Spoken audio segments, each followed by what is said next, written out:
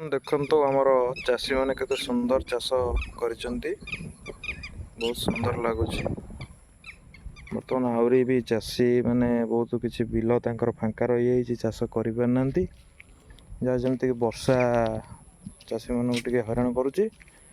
ଯାହା ହଉ କିଛି ଚାଷ କରିସାରିଲେଣି, ଆଉ ଯଦି କିଛି ନ କରିପାରନ୍ତି କିଛି ଲୋକ ବିହନ ପକେଇବେ, ଯଦି ନହେଲେ ପୁଣି ଚାରା ଫାରା ପକେଇକି ରୋଇବେ, ଆଣିକି ଧାନ ହେଇଯିବ। ଆଉ ଏଇଟା ଆମର ହେଉଛି ନଳିତା ଗଛ, ଦେଖନ୍ତୁ କେତେ ସୁନ୍ଦର ନଳିତା ବି ହେଇଛି।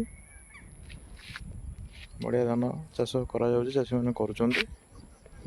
ମାତ୍ର 3 ମାସ ଭିତରେ ବିଉଳି ଧାନ ହେଇଯାଇପାରେ। ତାପରେ ଆମର ଶାରଦ ଧାନ ଯାଇକି ଡିସେମ୍ବର ବେଳକୁ ବାହାରିବ।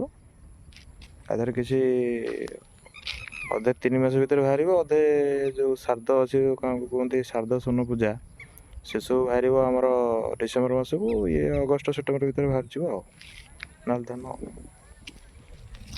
ଆଉ ଏ ଚାଷବାସ ହେଉଛି, ଏସବୁ ବିଲ ହେଉଛି ଆଖୁ ବିଲ ଲଗେଇଛନ୍ତି ଚାଷୀମାନେ ଆମର। ହଉ।